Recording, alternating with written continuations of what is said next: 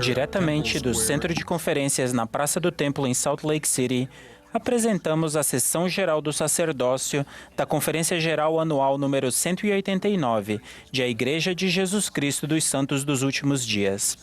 A música para esta sessão será apresentada por um coro do sacerdócio arônico composto de rapazes de estacas da região de Layton, Utah. O presidente Dallin H. Oaks, primeiro conselheiro na primeira presidência da Igreja, dirigirá esta sessão.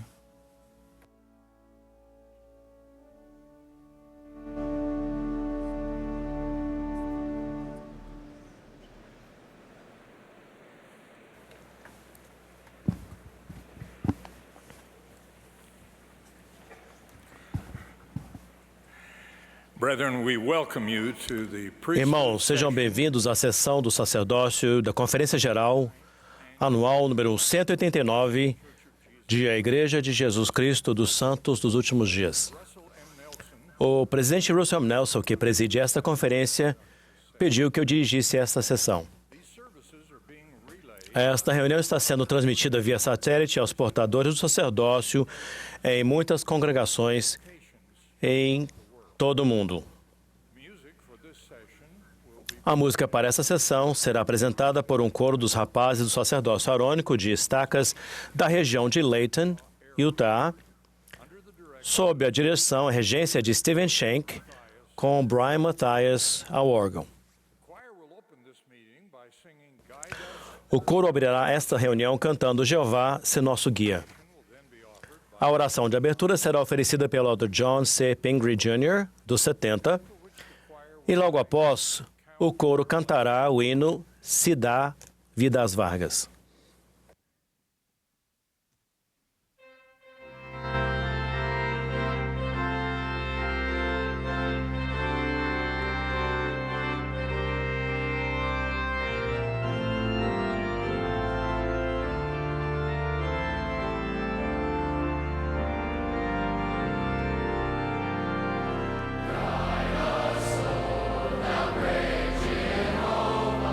Guide us to the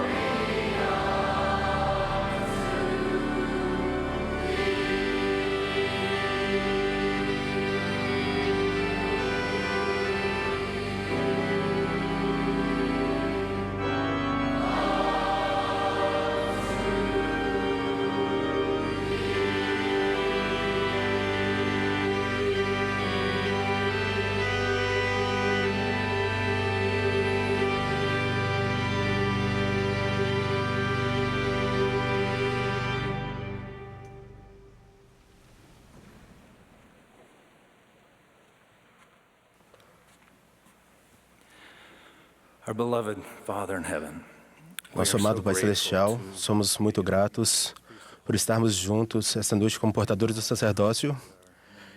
Reconhecemos nossas fraquezas, nossas dificuldades, até mesmo pecados que temos, mas somos muito gratos por seu Filho Jesus Cristo.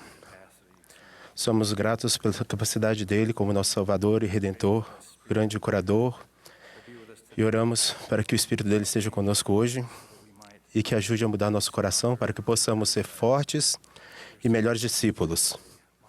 Somos gratos por profetas modernos dos dias de hoje, como o presidente Nelson, pela revelação que o Senhor tem compartilhado conosco por meio dele e que possamos ter o coração e a mente para segui-lo.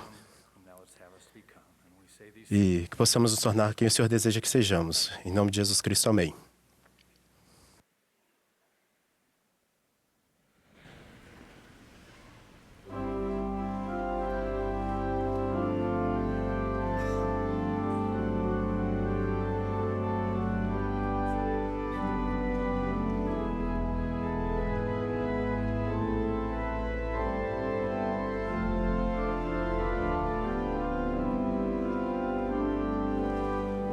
Upon my pillows you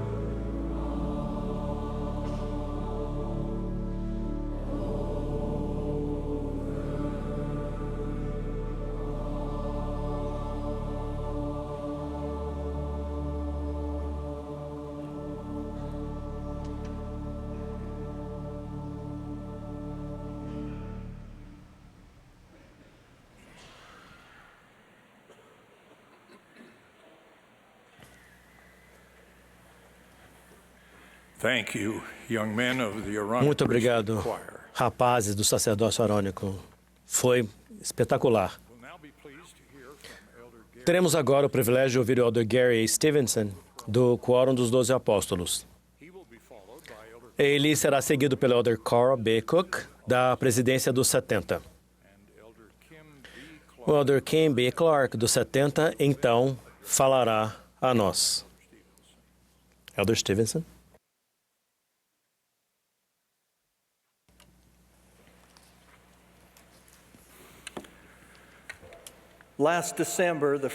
Em dezembro passado, a primeira presidência emitiu uma declaração anunciando que os meninos de 11 anos de idade passariam a participar dos quórums do sacerdócio arônico no início do mês de janeiro do ano em que completarem 12 anos de idade.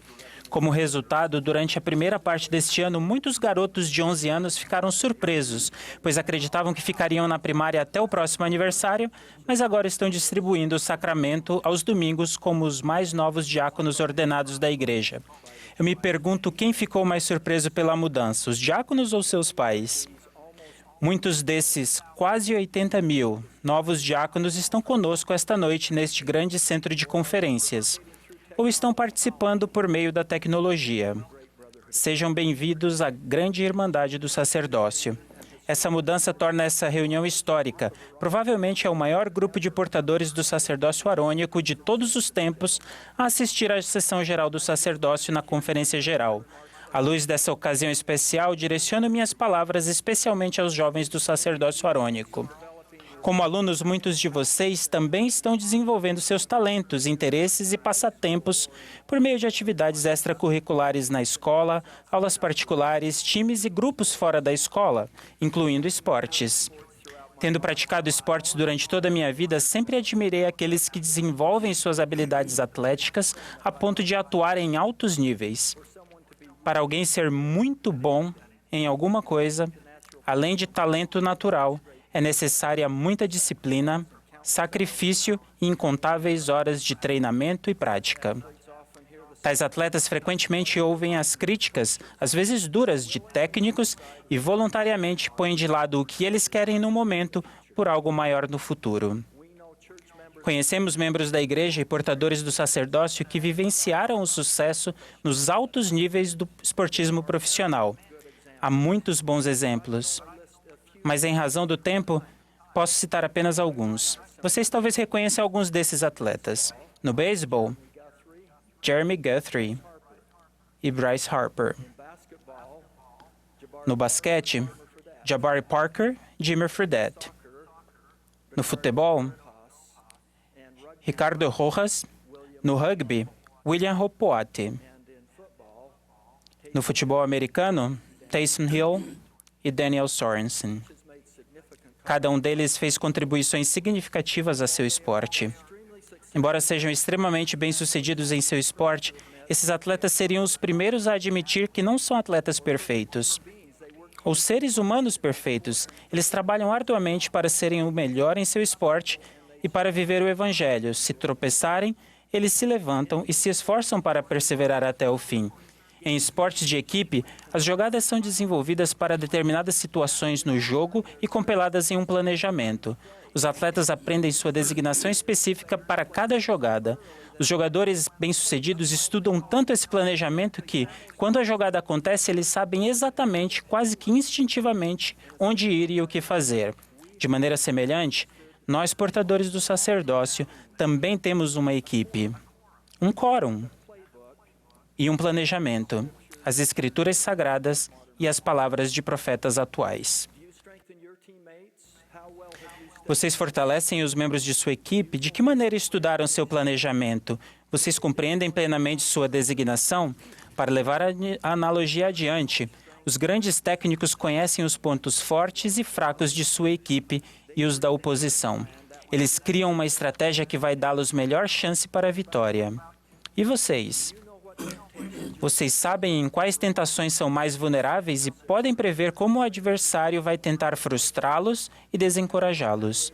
Vocês criaram uma estratégia pessoal e um planejamento para que saibam como reagir quando enfrentarem a oposição?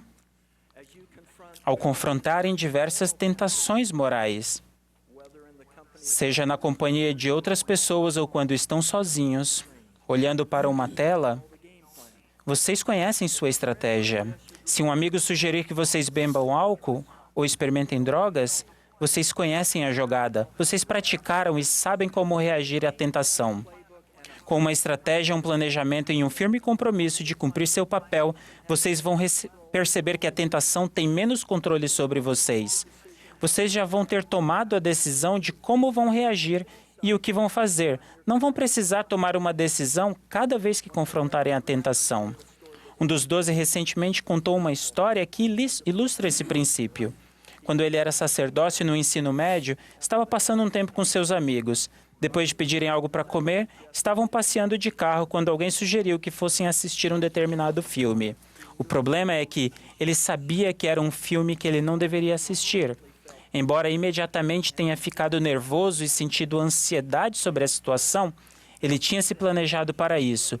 Foi uma estratégia que saiu diretamente de seu planejamento no sacerdócio. Respirou fundo e, adquirindo coragem, anunciou: "Não estou interessado nesse filme. Apenas me deixe em casa."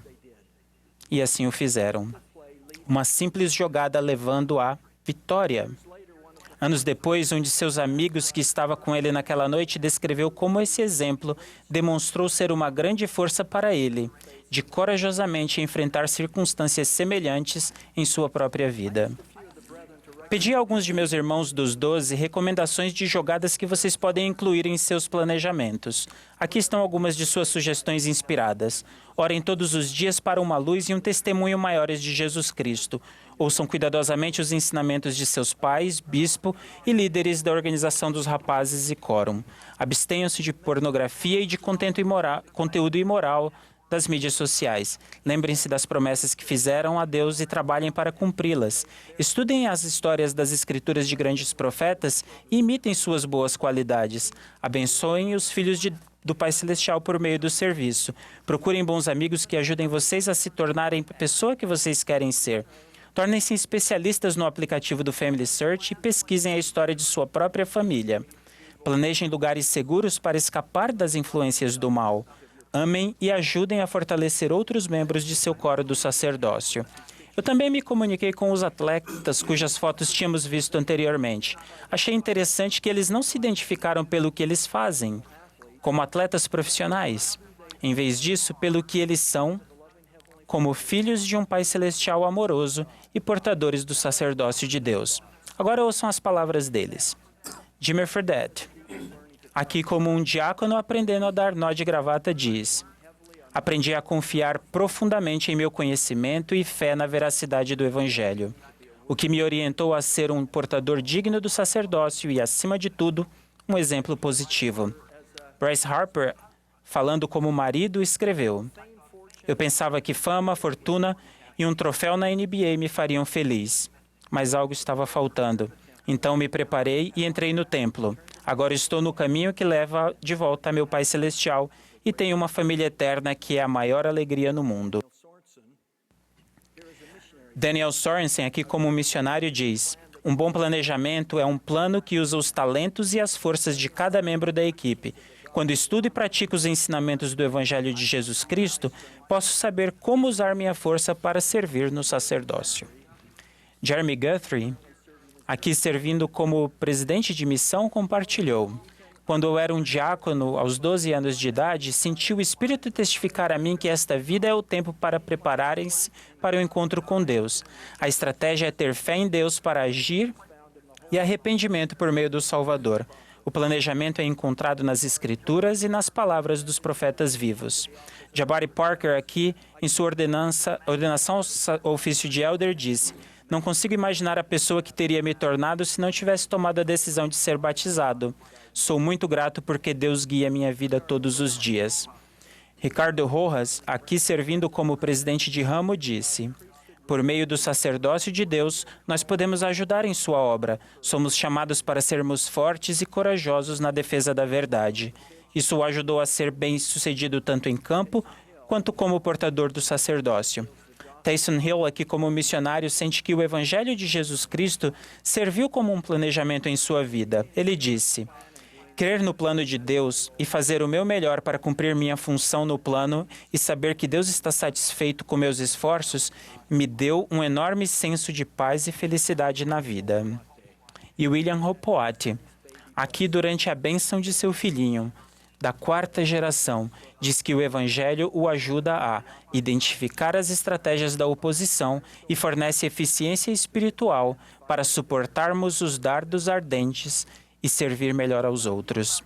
E quanto a vocês? Reconhecem sua identidade mais importante e mais sagrada como um filho de Deus?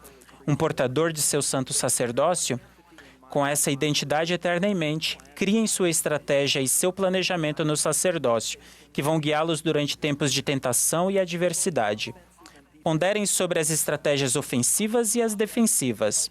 Estratégias ofensivas ajudam a fortalecer testemunhos e aumentam a determinação de permanecer no caminho estreito e apertado. Os exemplos incluem oração regular, estudo das Escrituras, frequência à igreja e ao templo, pagamento do dízimo e a obediência aos conselhos contidos no livreto para o vigor da juventude. Estratégias defensivas incluem planejar com antecedência como vocês vão encarar a tentação. Quando forem tentados a comprometer seus padrões pessoais, vocês saberão de antemão o que vão fazer. Vocês precisam de um planejamento para isso. Estão sem vontade de orar hoje? Hora de executar a jogada que vocês já planejaram. Estão sentindo seu testemunho diminuir? Vocês têm uma jogada para isso, já sabem o que fazer. Vocês são portadores do santo sacerdócio de Deus. Seu compromisso de segurarem firme a barra de ferro vai transformá-los nos seres eternos que vocês foram criados para se tornarem. Deus os conhece e os ama. Ele os abençoará e guiará seus passos. Vocês talvez pensem que não são ninguém especial, que não são bons o suficiente, mas isso não é verdade. Não sabem que Deus proclamou que as coisas fracas do mundo virão e abaterão as poderosas e fortes? Então, vocês se sentem fracos e insignificantes? Parabéns, vocês já fazem parte do time. Sentem que não são importantes? Sentem que são inferiores? Vocês podem ser exatamente quem Deus precisa.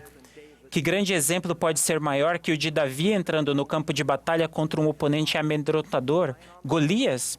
Confiando no Senhor com um planejamento, Davi não salvou apenas a si, mas a todo o exército de Israel.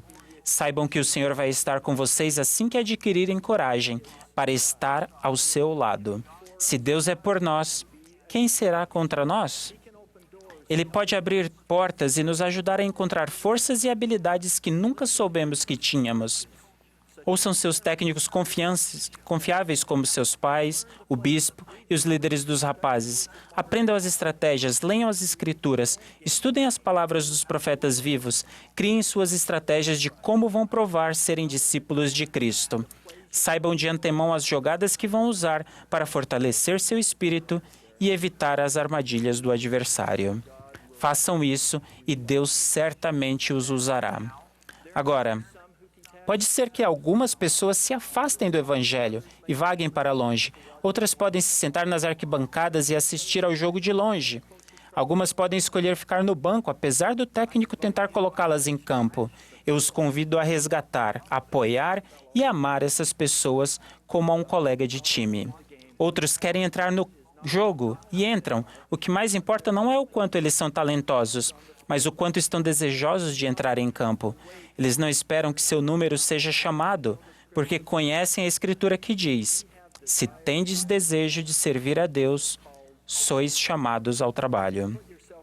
Vocês mesmos podem entrar no time. Vocês fazem isso ao estudar e executar o planejamento do sacerdócio. Durante o caminho, vocês muito provavelmente vão tropeçar e cair. Talvez muitas e muitas vezes. Vocês não são perfeitos. Cair é parte do processo de qualificação que permite que vocês refinem seu caráter e sirvam de maneira mais compassiva. O Salvador e sua expiação infinita proporcionam a maneira de corrigirmos nossos erros por meio do arrependimento sincero. Os grandes atletas passam centenas de horas aperfeiçoando um pequeno aspecto de seu jogo. Como portador do sacerdócio, vocês precisam da mesma mentalidade. Se errarem, arrependam-se e aprendam com isso. Pratiquem para que façam o melhor da próxima vez. Por fim, depende de vocês. Vocês aprenderão o planejamento. Rogo a vocês, confiem no Senhor. Vistam a armadura completa de Deus e entrem no jogo. Não há muitas pessoas que praticam esportes profissionais nos níveis mais altos, mas quando se trata de discipulado, há muitas que escolhem seguir a Cristo. Na verdade, esta é sua missão nesta vida: aprender os caminhos do Senhor, entrar no caminho do discipulado e se esforçar para viver de acordo com o plano de Deus. Deus vai elevá-los e abençoá-los à medida que o buscarem.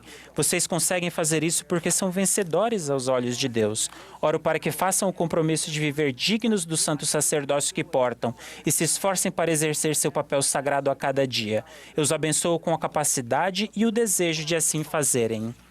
Acrescento meu testemunho do poder do sacerdócio que vocês portam, dos profetas vivos e de Jesus Cristo e seu papel como Salvador e Redentor. Em nome de Jesus Cristo. Amém.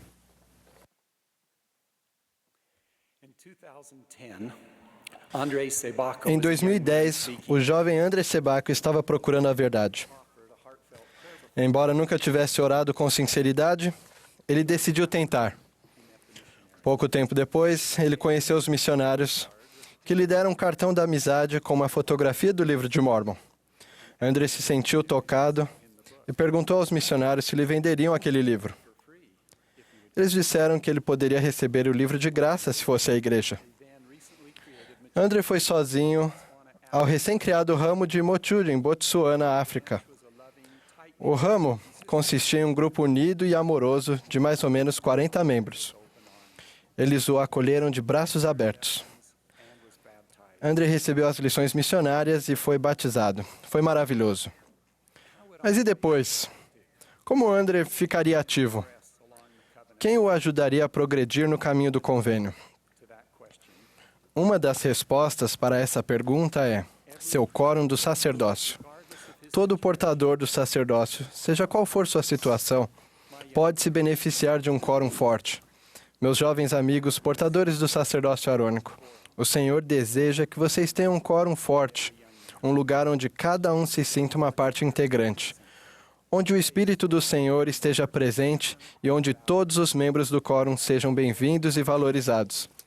À medida que o Senhor reúne seus filhos, eles precisam de um lugar do qual sintam que fazem parte e onde possam crescer. Os que são membros da presidência do quórum mostram o caminho, buscando inspiração e desenvolvendo o amor e a fraternidade entre todos os membros do quórum.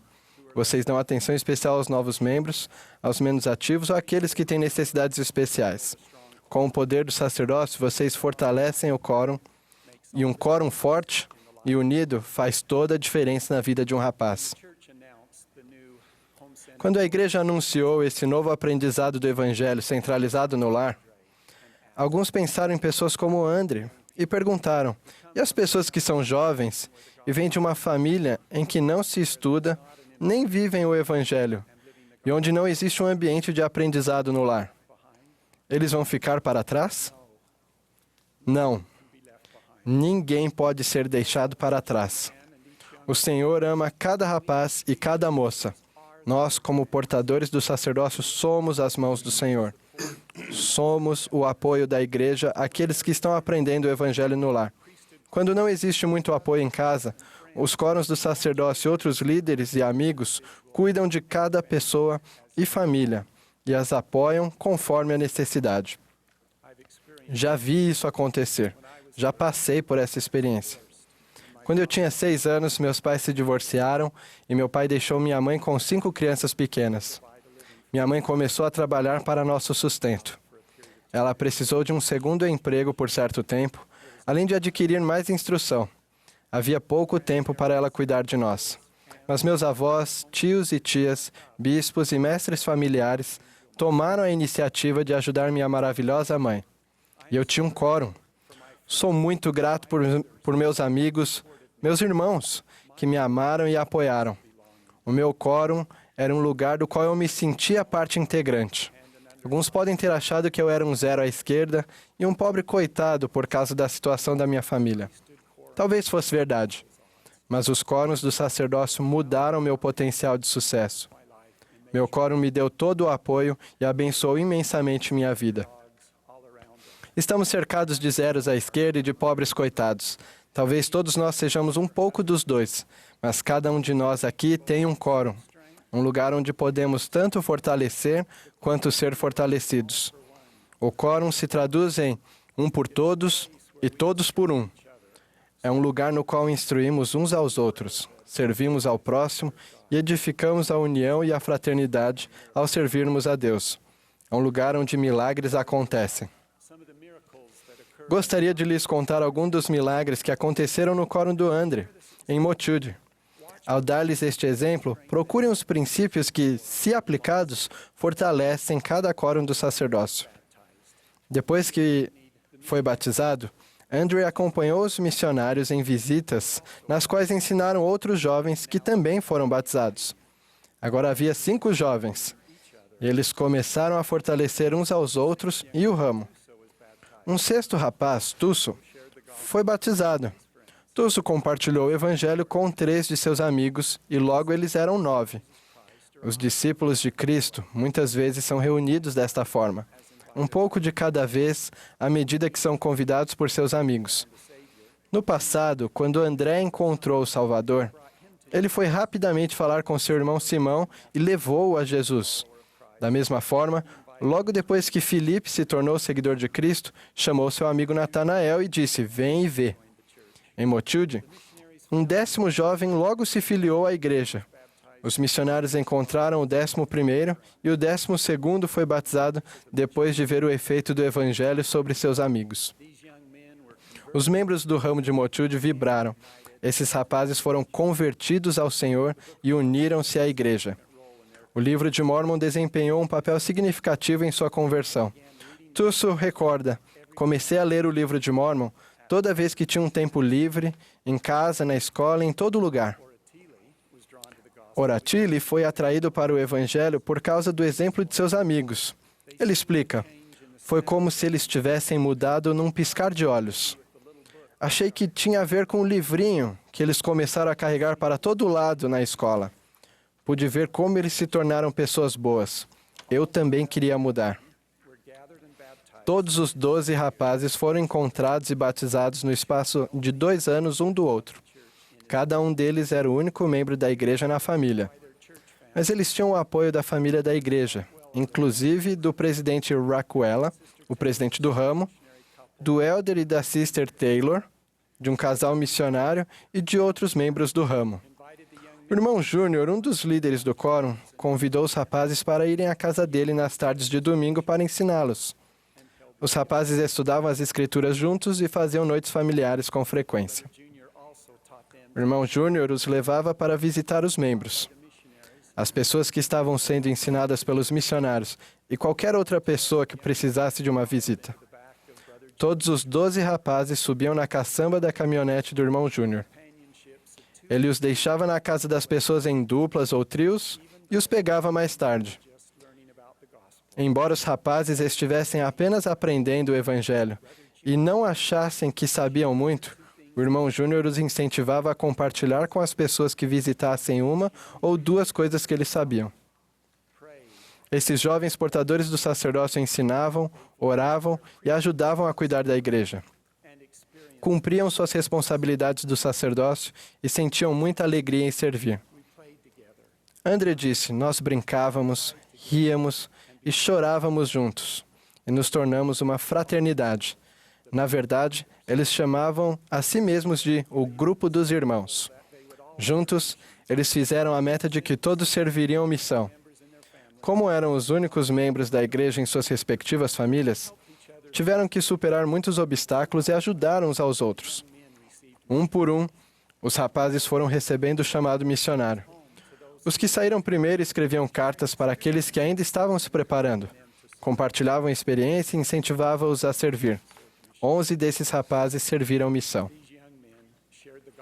Esses jovens compartilharam o evangelho com suas famílias, mães, irmãos, amigos, assim como as pessoas que eles ensinaram na missão, foram convertidos e batizados. Ocorreram milagres e um número incontável de pessoas foi abençoado. Imagino que alguns de vocês estejam pensando que talvez um milagre assim só poderia acontecer num lugar como a África, um campo fértil onde a coligação de Israel está ocorrendo rapidamente. No entanto, testifico que os princípios aplicados no ramo de Motude são verdadeiros em qualquer lugar. Onde quer que vocês estejam, seu quórum pode crescer pela ativação e pela pregação do Evangelho. Mesmo que somente um discípulo estenda a mão para um amigo, um pode se tornar 2, 2 podem se tornar 4, 4 podem se tornar 8, e 8 podem se tornar 12, ramos podem se tornar alas. O Salvador ensinou: onde 2 ou 3 estiverem reunidos em meu nome, eis que ali estarei no meio deles. O Pai Celestial está preparando a mente e o coração das pessoas à nossa volta. Podemos seguir os sussurros do Espírito, estender a mão do companheirismo, compartilhar a verdade, sugerir que as pessoas leiam o livro de Mórmon e amá-las e apoiá-las ao procurarem conhecer o Salvador. Já se passaram quase 10 anos desde que o grupo dos irmãos de Motude começou junto sua jornada. Eles ainda são um grupo de irmãos. Catlego disse: podemos estar separados pela distância, mas estamos prontos para ajudar um ao outro.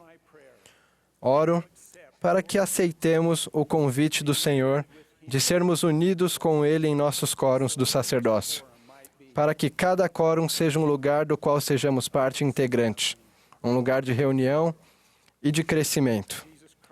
Jesus Cristo é nosso Salvador, e esta é sua obra. Disso eu testifico, em nome de Jesus Cristo. Amém.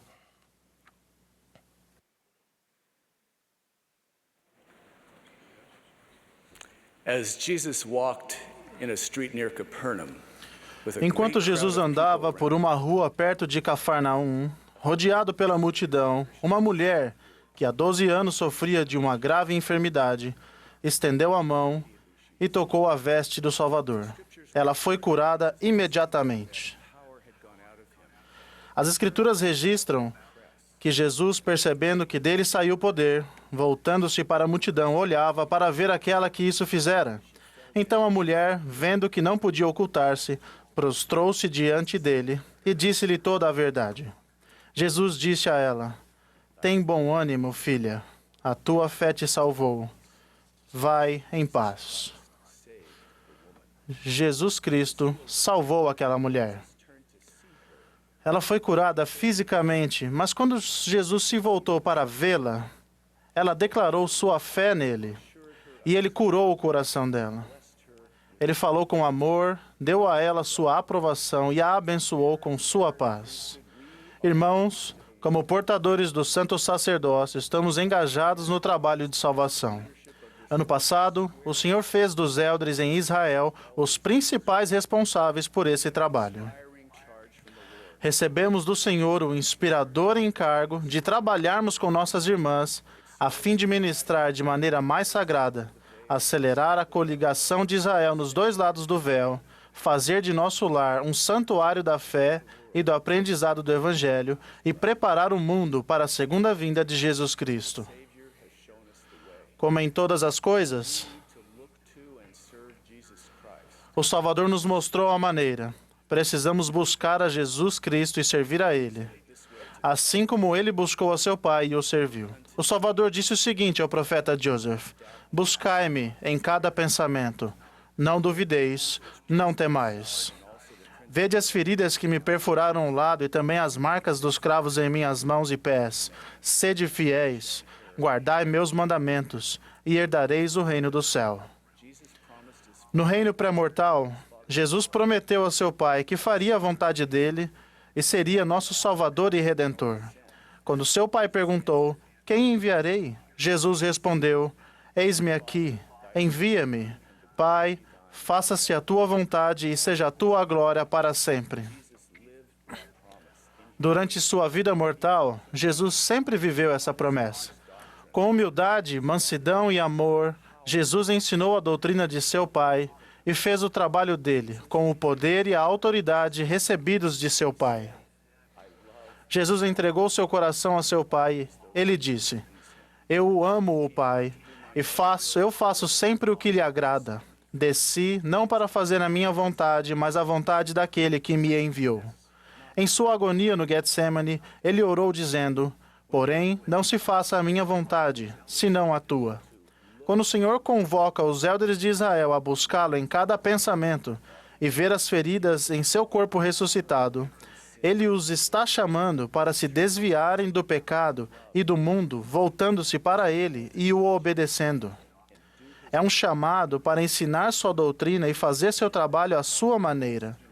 É, portanto, um chamado para que confiemos plenamente nele, entreguemos nossa vontade e nosso coração a Ele, para que, por meio de seu poder redentor, nos tornemos como Ele.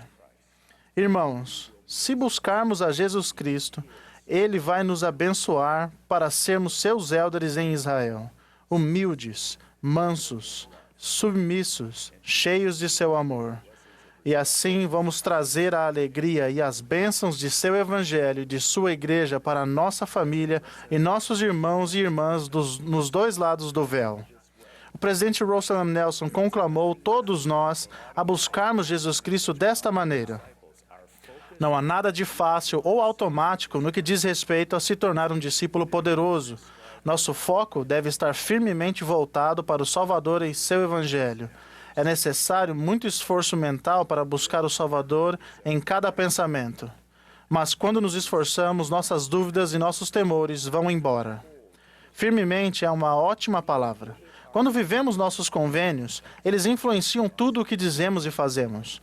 A vida no convênio é repleta de simples atos diários de fé que colocam nosso foco em Jesus Cristo. Orar com sinceridade em nome dele.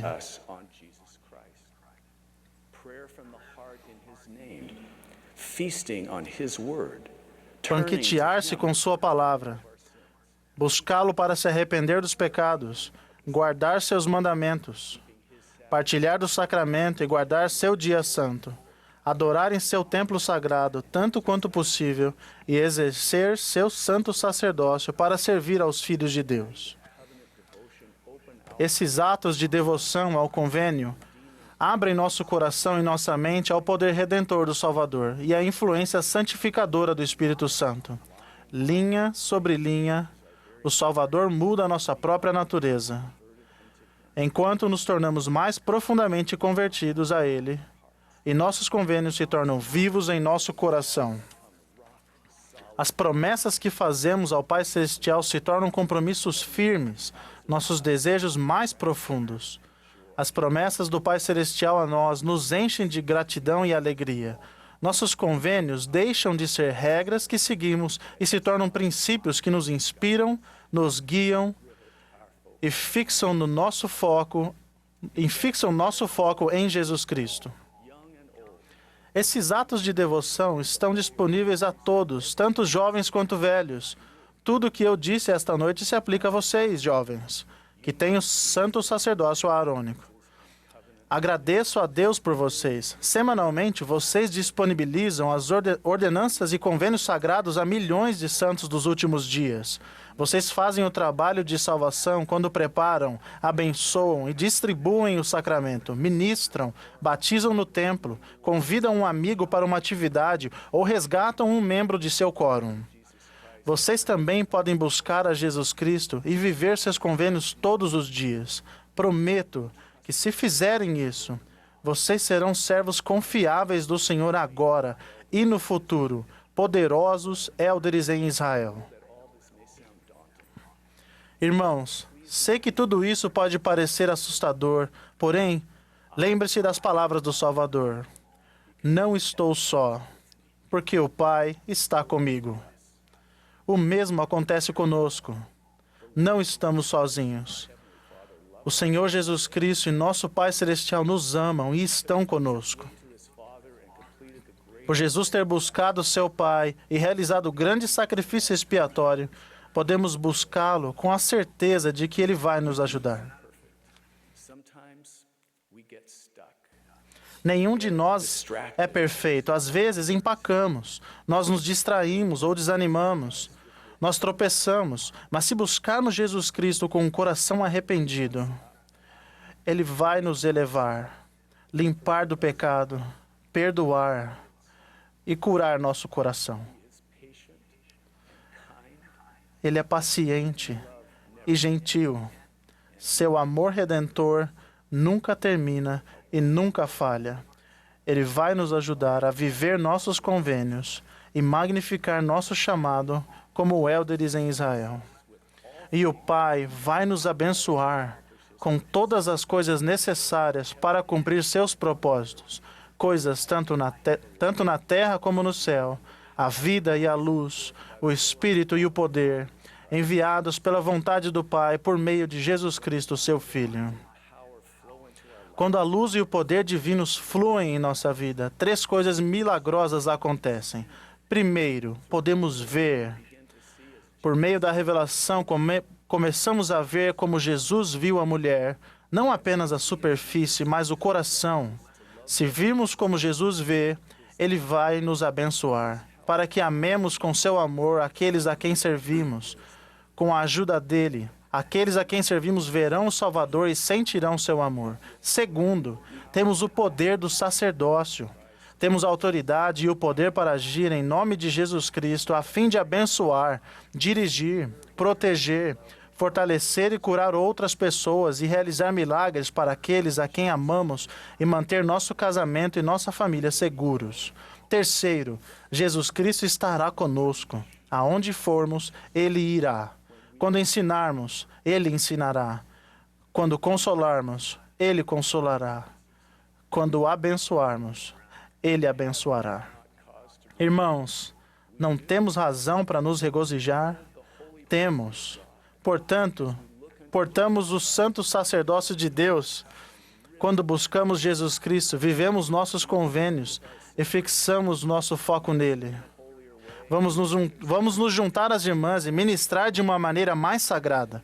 Vamos coligar Israel em ambos os lados do véu.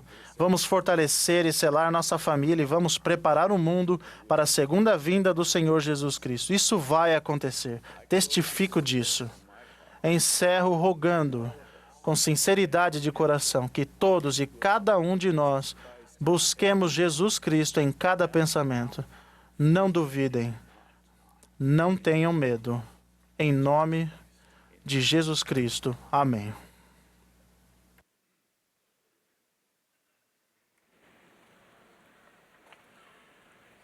Brethren, thank you for these Irmãos, messages. obrigado por essas mensagens maravilhosas. O coro e a congregação agora cantarão juntos Juventude da Promessa, número 182. Depois do hino, ouviremos o presidente Henry B. Eyring, segundo conselheiro na primeira presidência. Terei então o privilégio de dirigir-lhes a palavra.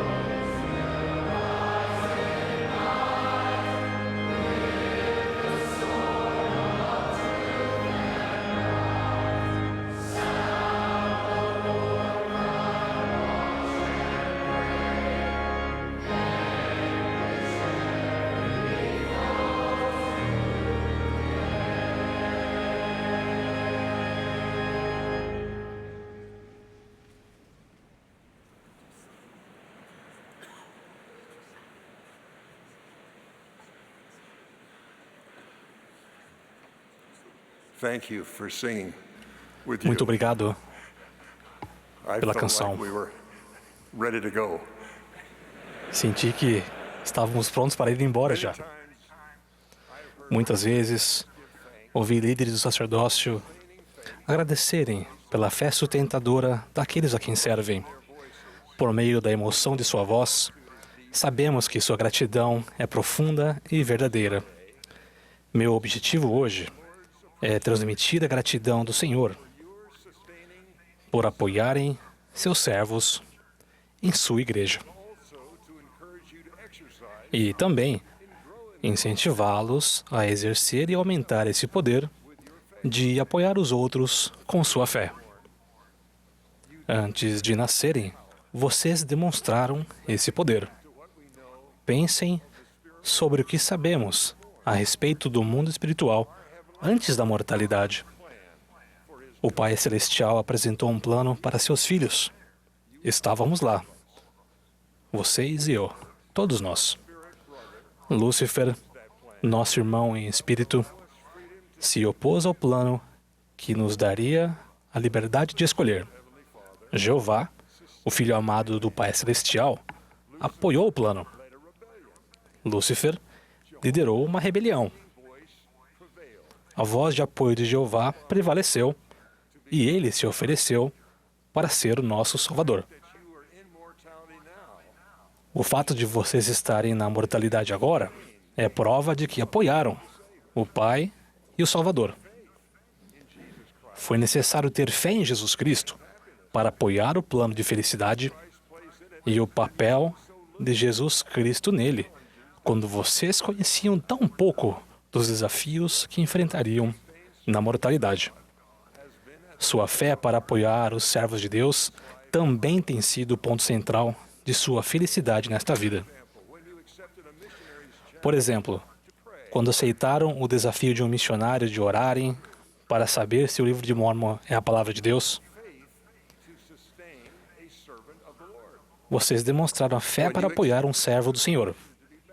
Quando aceitaram o convite de serem batizados, vocês apoiaram um humilde servo de Deus.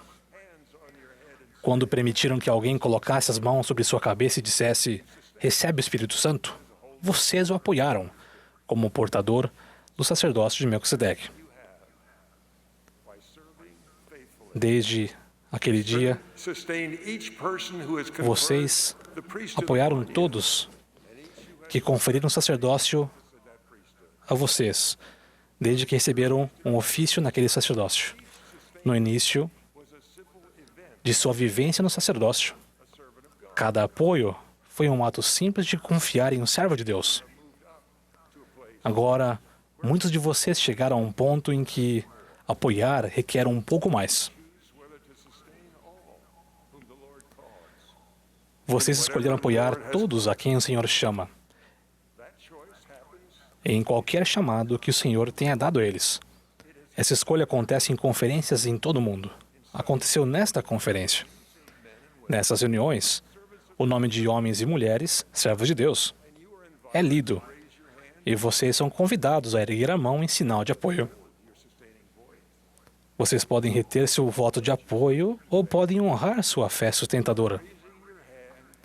Ao erguerem a mão para apoiar, vocês fazem uma promessa.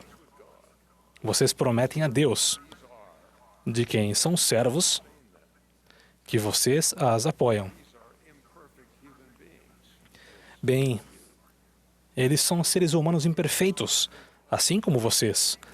Manter suas promessas requer uma fé inabalável de que o Senhor as chamou. Manter essas promessas traz felicidade eterna. Não as manter traz tristeza a vocês e àqueles a quem você ama. E até traz perdas além de sua capacidade de imaginar. Talvez lhes tenha sido perguntado, ou será, se apoiam seu bispo, seu presidente de estaca, as autoridades gerais e os líderes gerais da igreja. Isso pode acontecer ao ser pedido que apoiem as autoridades e os líderes em uma conferência. Algumas vezes será em uma entrevista com um bispo ou o presidente da estaca. Meu conselho é que façam essas perguntas a si mesmos com antecedência, com cuidado e em espírito de oração. Ao assim fazerem, talvez se lembrem de seus pensamentos, palavras e ações recentes.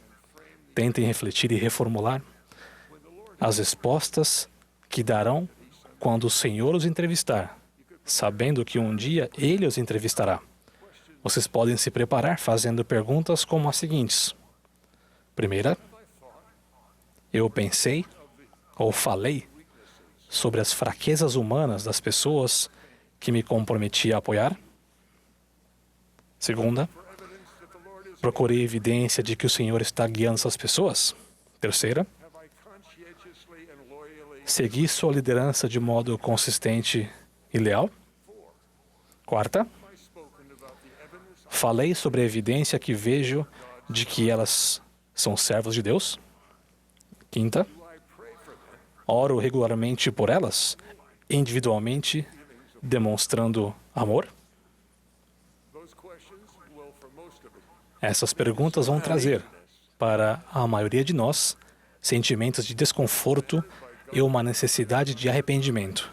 Fomos ordenados por Deus a não julgar os outros injustamente, mas na prática, achamos isso um pouco difícil de evitar. Quase tudo o que fazemos quando trabalhamos com pessoas nos leva a avaliá-las. Em quase todo aspecto de nossa vida, nós nos comparamos com os outros. Talvez o façamos por muitas razões, algumas delas razoáveis, mas isso frequentemente nos leva a ser críticos. O presidente George Q. Cannon fez uma advertência que vou compartilhar com vocês como se fosse minha. Creio que o que ele disse seja verdade. Deus escolheu seus servos. Ele determina que é prerrogativa dele condená-los se eles precisam ser condenados. Ele não nos deu o direito de censurá-los ou de condená-los. Nenhum homem, por mais forte que seja sua fé, por mais alto que seja seu chamado no sacerdócio, pode falar mal dos ungidos do Senhor e encontrar falta sobre a autoridade de Deus na terra sem desagradar ao Senhor. O Espírito Santo vai se retirar de tal homem e ele cairá em escuridão. Sendo este o caso, conseguem ver o quanto é importante que sejamos cuidadosos? Minha observação é que os membros da igreja em todo o mundo geralmente são leais uns aos outros e àqueles que os presidem. No entanto, há melhorias que podemos e devemos fazer. Podemos elevar nosso poder de apoiar uns aos outros. Isso exigirá fé e esforço. Aqui vão 4 sugestões para nós sobre o que devemos fazer nessa conferência. 1. Podemos identificar ações específicas recomendadas pelos oradores e começar hoje a colocá-las em prática. Ao fazermos isso, nosso poder para apoiá-los vai aumentar. 2. Podemos orar por eles enquanto falam para que o Espírito Santo coloque as palavras deles no coração de determinadas pessoas que amamos. Quando soubermos posteriormente que nossa oração foi respondida, nosso poder para apoiar esses líderes vai aumentar. 3. Podemos orar para que oradores específicos sejam abençoados e magnificados ao darem sua mensagem. Quando virmos que eles foram magnificados, nossa fé para apoiá-los vai aumentar e vai perdurar. 4.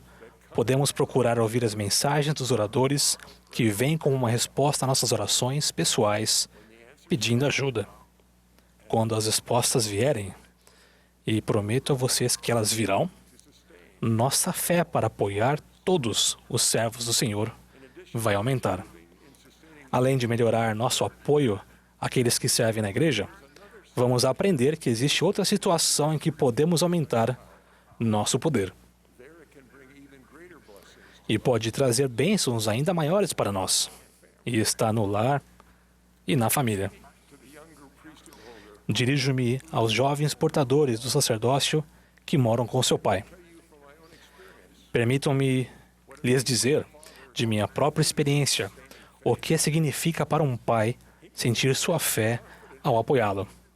Pode parecer a vocês que ele tem muita confiança, mas ele enfrenta mais desafios do que você imagina. Às vezes, ele não consegue ver a solução para os problemas que enfrenta.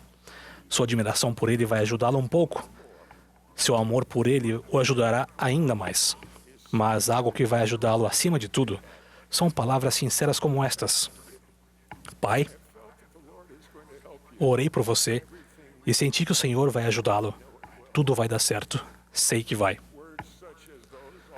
Palavras assim também têm poder na direção contrária, de pai para filho.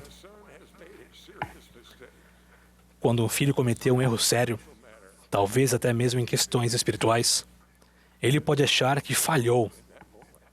Como pai, naquele momento, você pode se surpreender quando, depois de orar para saber o que fazer, o Espírito Santo colocar essas palavras em sua boca. Filho, estou com você em todos os momentos. O Senhor ama você. Com a ajuda dele, você pode consertar tudo. Sei que você é capaz e que vai conseguir. Eu amo você. No quórum do sacerdócio e na família, uma fé maior para apoiar uns aos outros é o meio que o Senhor deseja que criemos para edificar Sião. Com a ajuda dele, podemos e vamos conseguir. Será necessário amar o Senhor de todo o nosso coração, poder, mente e força, e amar uns aos outros assim como amamos a nós mesmos. Ao aumentarmos esse puro amor de Cristo, nosso coração se abranda. Esse amor vai nos tornar humildes e nos levar ao arrependimento. Nossa confiança no Senhor e uns nos outros vai aumentar. Então, vamos progredir no processo de nos tornarmos um, como o Senhor promete que podemos. Testifico que o Pai Celestial os conhece e os ama. Jesus é o Cristo vivo. Esta é a igreja dele. Nós portamos o sacerdócio dele. Ele vai honrar nossos esforços de aumentar nosso poder de exercê-lo e apoiar uns aos outros. Disso testifico no sagrado nome de Jesus Cristo. Amém.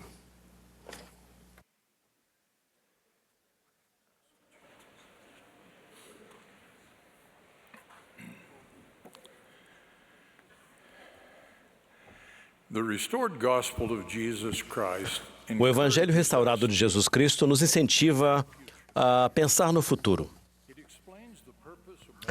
Ele explica o propósito da vida mortal e a realidade da próxima vida. Ele nos dá grandes ensinamentos sobre o futuro para guiar nossas ações hoje. Por outro lado, todos nós conhecemos pessoas que estão apenas preocupadas com o presente, em gastar hoje, desfrutar hoje e não pensar no futuro. Nosso presente e nosso futuro serão mais felizes se estivermos sempre cientes do futuro. Ao tomarmos decisões agora, devemos sempre nos perguntar aonde isso vai nos levar. Algumas decisões são escolhas entre fazer alguma coisa e não fazer nada. Há muitos anos, durante uma conferência de estaca nos Estados Unidos, ouvi um exemplo desse tipo de escolha. O local era um belo campus universitário. Vários alunos estavam sentados na grama. O orador que descreveu essa experiência disse que eles estavam observando um lindo esquilo que tinha uma cauda longa e espessa, brincando debaixo de uma bela árvore. Às vezes ele estava no chão, depois subia e descia pelo tronco. Mas por que aquela cena comum atraía tanto a atenção daqueles alunos? Ali perto, deitado na grama, havia um cão setter irlandês. Ele era o objetivo do interesse dos alunos. E o esquilo era o objeto de interesse dele. Cada vez que o esquilo ficava momentaneamente fora do ângulo de visão enquanto dava a volta na árvore, o cão se arrastava alguns centímetros à frente e voltava à sua aparente postura de indiferença. Essa cena atraiu a atenção dos alunos. Em silêncio e imóveis, ficaram observando atentamente o evento, cujo resultado era cada vez mais óbvio. Finalmente, o cão se aproximou o suficiente para pular sobre o esquilo e abocanhá-lo. Houve um suspiro de horror e os alunos se aproximaram e tomaram o pequeno animal do cachorro, mas já era tarde. O esquilo estava morto.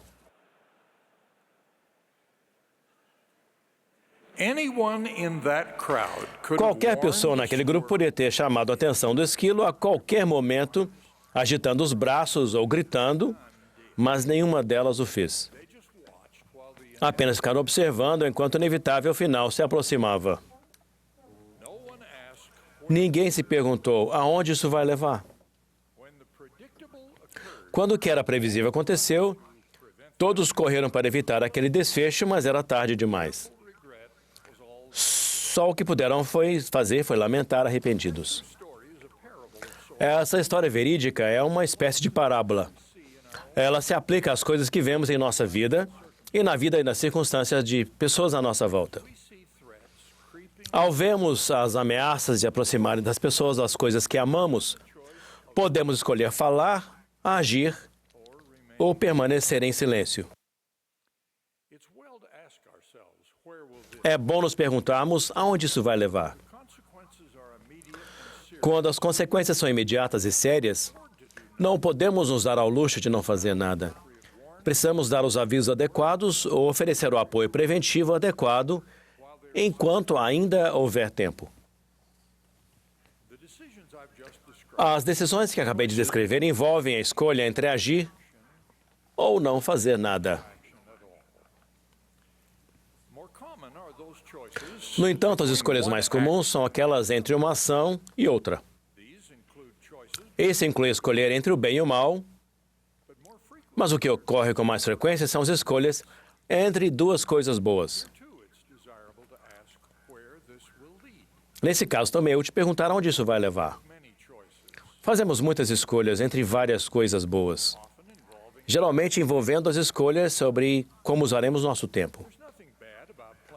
Não há nada de ruim em jogar videogame, trocar mensagem de texto, assistir à televisão ou conversar ao celular. Mas cada uma delas envolve o que chamam de custo da oportunidade. O que significa que, se usarmos nosso tempo fazendo uma coisa, perdemos a oportunidade de fazer outra. Estou certo de que vocês conseguem perceber que precisamos considerar cuidadosamente o que estamos perdendo com o tempo que gastamos com uma atividade, mesmo quando é perfeitamente bom em si mesmo. Há algum tempo atrás, dei um discurso intitulado Bom, Muito Bom, Excelente. Nesse discurso, eu disse que o mero fato de que algo ser bom não quer dizer que tem que ser feito. O número de coisas boas que poderiam ser realizadas ultrapassa em muito o tempo disponível para sua execução.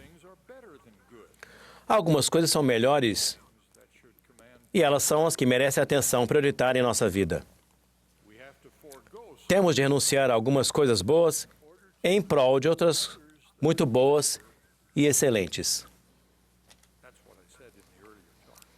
Foi isso que eu disse no discurso anterior. Tenha uma visão de longo prazo. Quais são os efeitos futuros das escolhas que fazemos no presente? Lembre-se da importância de obtermos estudo, de estudarmos o Evangelho, de renovarmos nossos convênios, de participarmos do sacramento e de irmos ao templo. Aonde isso vai nos levar é importante também ao escolhermos como nos definimos ou o que pensamos sobre nós mesmos.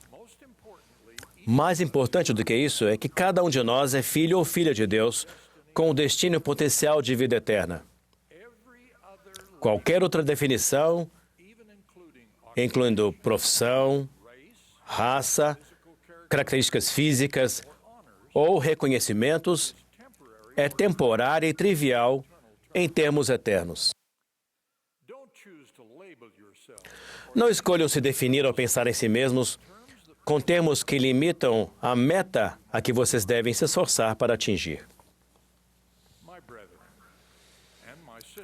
Meus irmãos e minhas irmãs que estejam vendo ou lendo o que estou dizendo aqui, espero que saibam por que seus líderes dão os ensinamentos e conselhos que lhes dão. Nós amamos vocês e nosso Pai Celestial e seu Filho Jesus Cristo os amam. O plano deles para nós é o grande plano de felicidade. Esse plano e os mandamentos, as ordenanças e os convênios deles nos levam à maior felicidade e alegria nesta vida e na vida que está por vir. Como servos do Pai e do Filho, ensinamos e aconselhamos como eles nos orientam pelo Espírito Santo. Nosso desejo é de falar a verdade e de incentivá-los a fazer o que eles estabeleceram como caminho da vida eterna, o maior de todos os dons de Deus.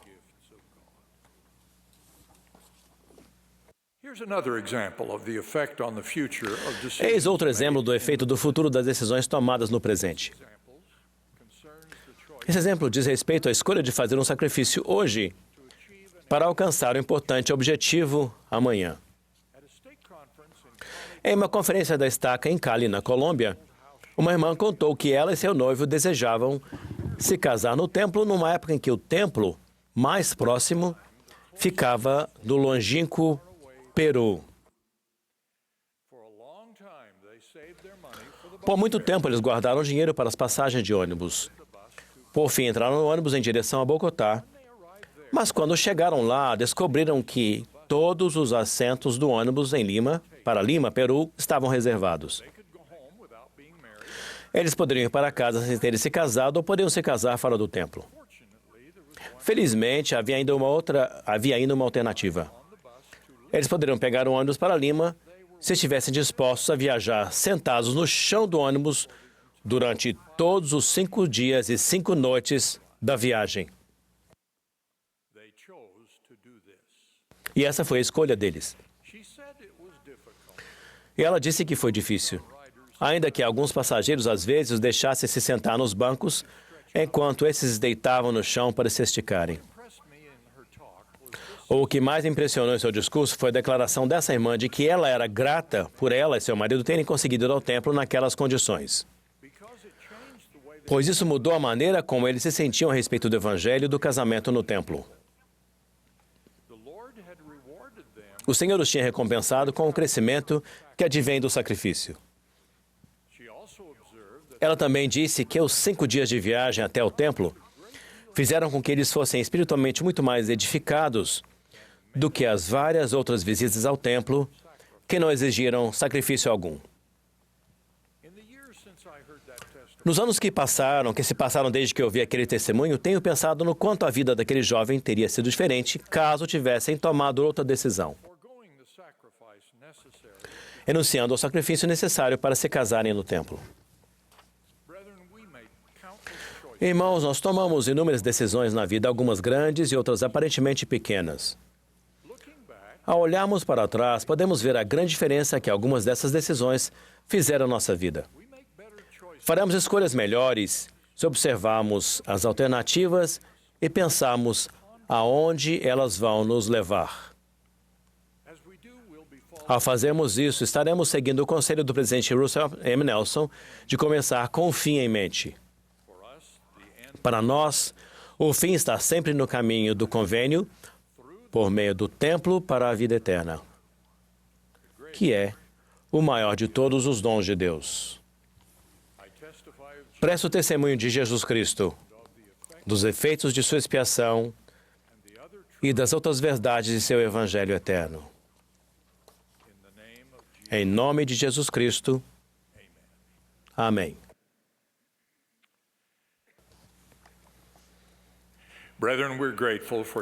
Irmãos, somos gratos por sua presença nesta noite.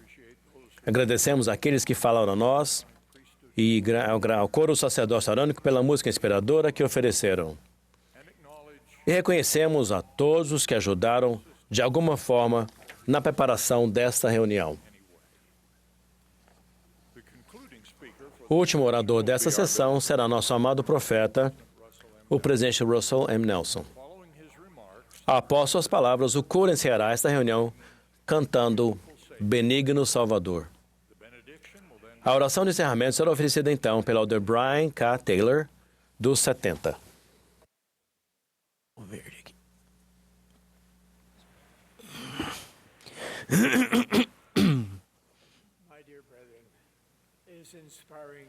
Meus queridos irmãos, é inspirador olhar para esta vasta congregação do exército de portadores do sacerdócio do Senhor. Vocês são uma poderosa força para o bem. Nós os amamos, oramos por vocês. Somos profundamente gratos a todos vocês. Recentemente tenho pensado na instrução do Senhor, dada por meio do profeta Joseph Smith. Não pregues coisa alguma a esta geração, a não ser arrependimento. Essa declaração é frequentemente repetida nas Escrituras e nos leva a pensar em uma pergunta óbvia. Todas as pessoas precisam se arrepender? A resposta é sim. Muitas pessoas consideram o arrependimento uma punição, algo que deve ser evitado, exceto em circunstâncias muito sérias. Entretanto, esse sentimento de punição é engendrado por Satanás. Ele tenta impedir que confiemos em Jesus Cristo, que está de braços abertos, esperando e desejando nos curar, perdoar, limpar, fortalecer, purificar e santificar. A palavra arrependimento no Novo Testamento grego é metanoeo. O prefixo meta significa mudar. O sufixo noeo está relacionado às palavras gregas que significam mente, conhecimento, espírito e respiração.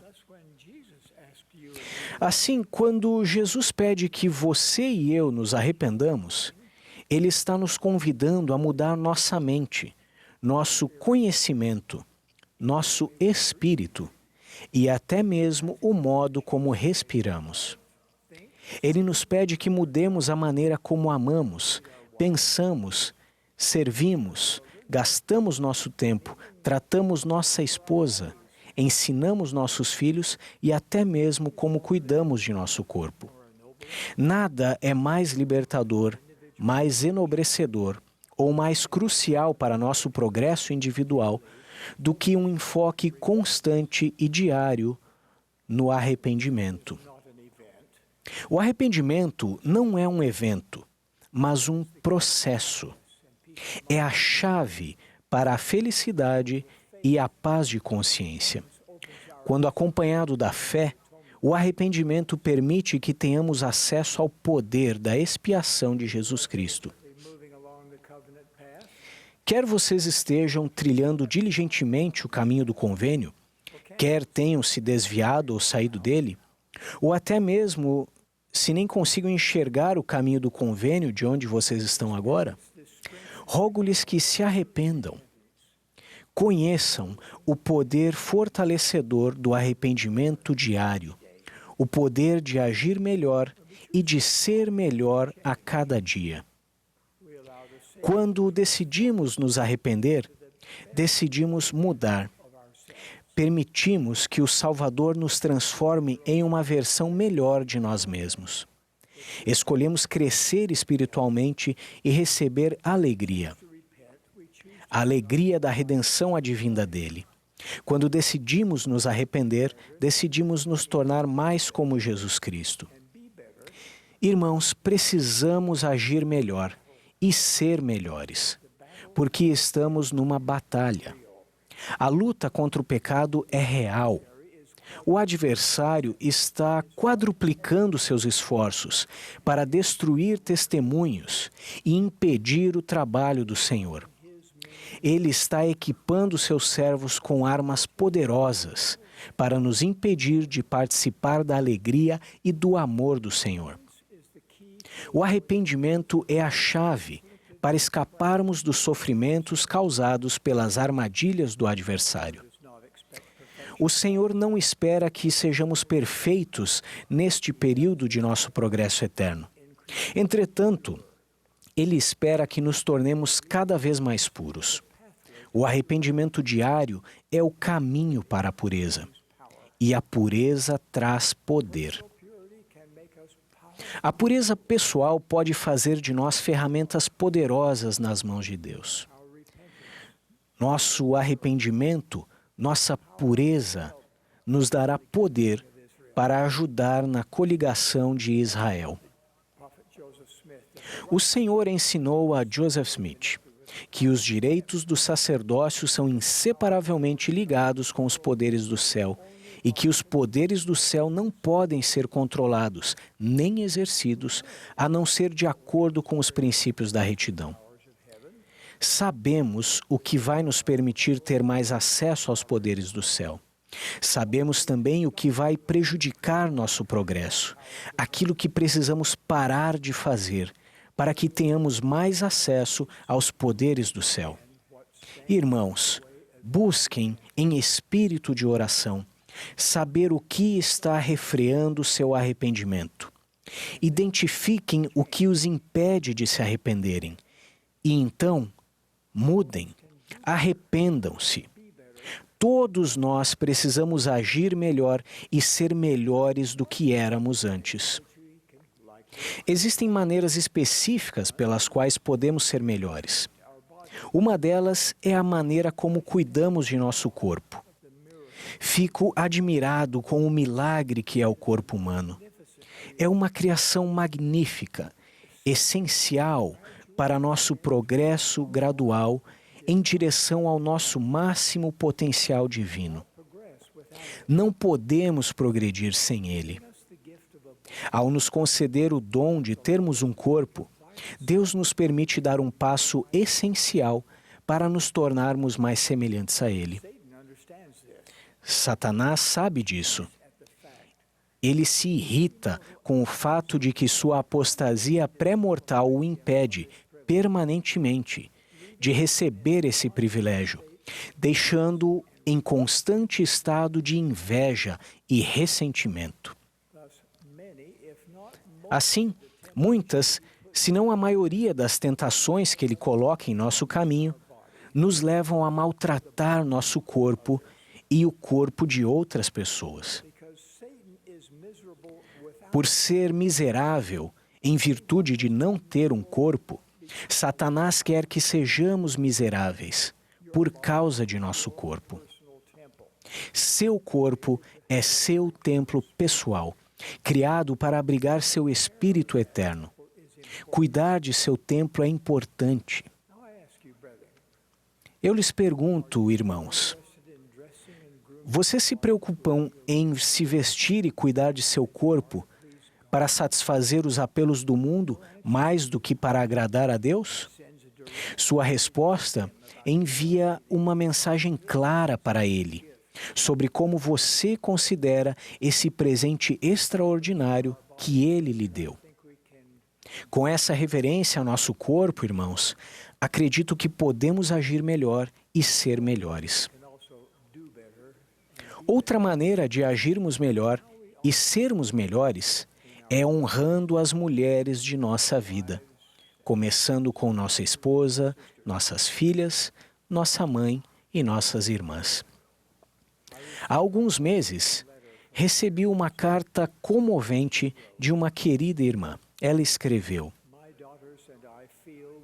minhas filhas e eu sentimos que estamos em uma competição cruel pela atenção que nossos maridos e filhos dedicam a programas esportivos, videogames, mercados de ações e transmissões de todos os tipos de jogos.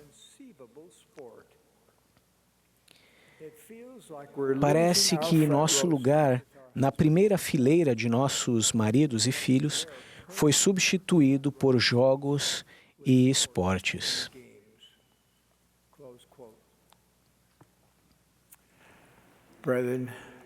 Irmãos, seu dever primordial, como portador do sacerdócio,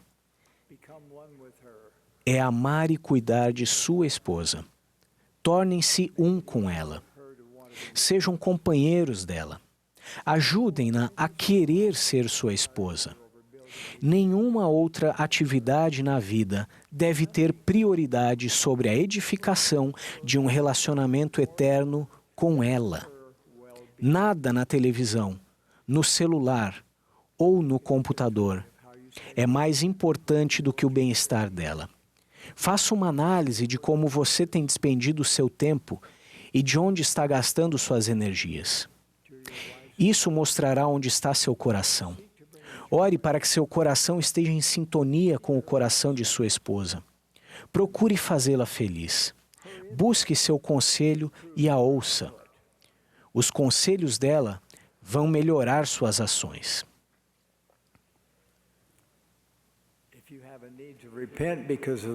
Se vocês precisam se arrepender por causa da maneira como têm tratado as mulheres à sua volta, façam-no agora.